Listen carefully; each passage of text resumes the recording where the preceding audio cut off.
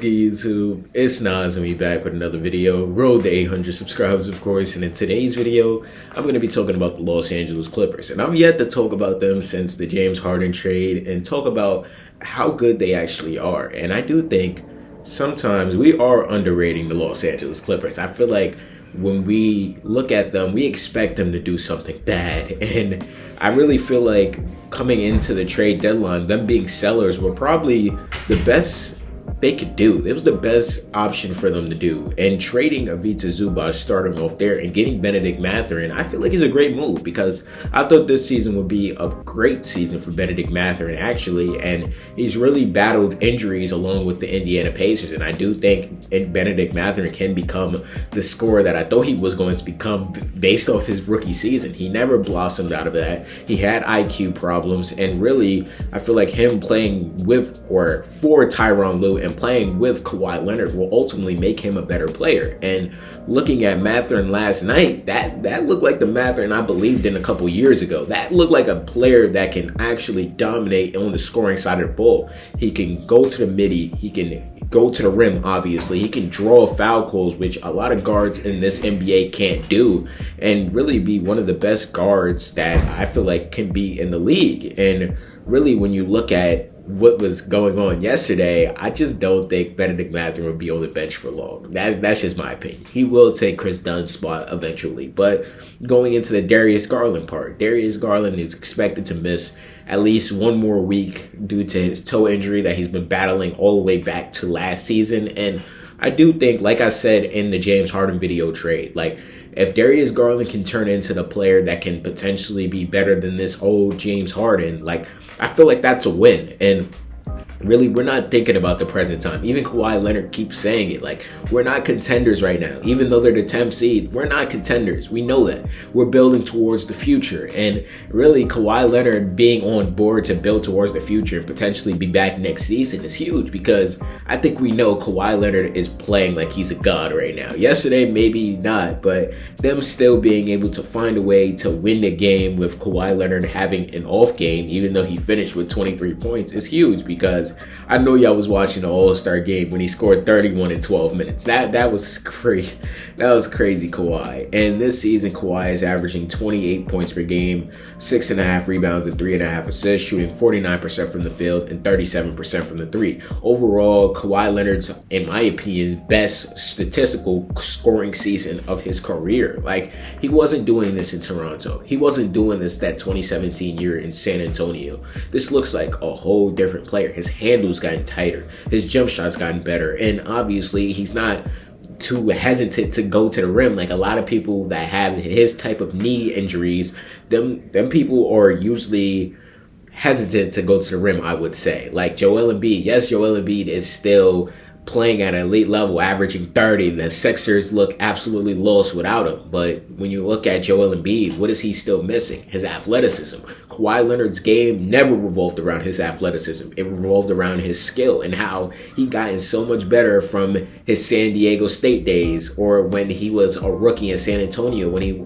not rookie in San Antonio. Yeah, when he won Finals MVP in 2014, guarding LeBron James, when he was averaging the most points on the San Antonio Spurs. Like, Kawhi Leonard's growth is something that is not talked about a lot. And I made like 4 videos talking about Kawhi. So this isn't an individual Kawhi Leonard video either. But when I'm looking at the Los Angeles Clippers, I'm looking at a team that obviously is still fighting. It's not like they're tanking. They're still fighting to get wins because obviously we know they don't own their pick. So the Thunder, whoever or however bad the Clippers finish, the Thunder will get that pick in this loaded 2026 draft class.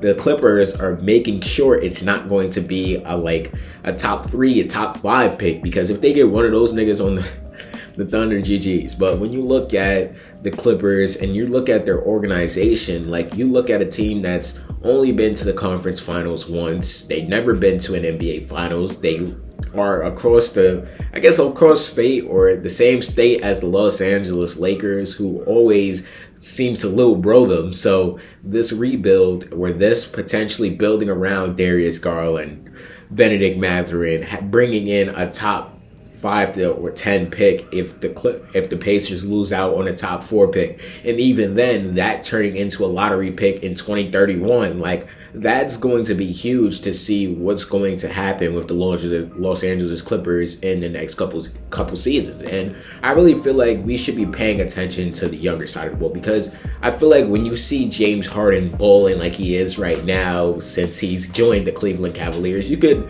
not see the bright spot in this. And I really do feel like the Clippers are better off without James Harden and without Ivica Zubac, because their center Yannick, I'm gonna just call him Yannick because I don't know how to say his last name. He's looked like a bright young center. I was confused when they drafted him last year, but it looks like he could potentially be the next Zubac, if you want to say. But I'm looking at a team that obviously is still going to fight to win games, but I feel like this season is just a growing process. They're seeing what they have in Bennedict Mathurin towards the future. They're going to see if Darius Garland is going to be ready and if he could stay healthy for the next half of the season, because I do think when Darius comes back, he will be on a minutes restriction. We will prevent him from getting another injury, or if it's the same toe, because he keeps injuring his toe. So when you look at Darius Garland, you look at Bennedict Mathurin, you look at potentially a top 5 through 10 pick, you look at Kawhi Leonard, who's playing some of the best basketball of his career, and I don't see it falling off a cliff next season.